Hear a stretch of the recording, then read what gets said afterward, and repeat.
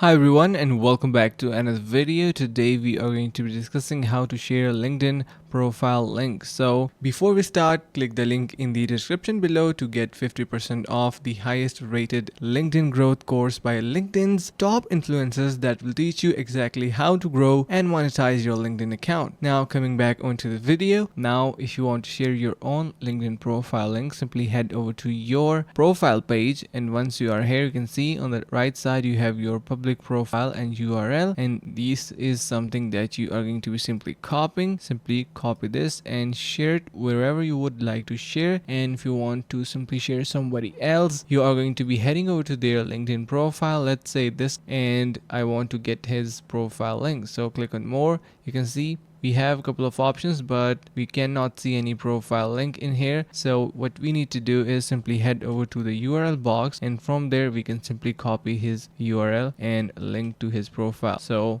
these are some of the options that you can utilize, and that is it for this video. Now before we end this video, do not forget to get your 50% discount to start growing your LinkedIn account by clicking the link in the description below. So make sure to subscribe to our channel, like the video and share with your friends. Thank you so much for watching, and see you in the next video.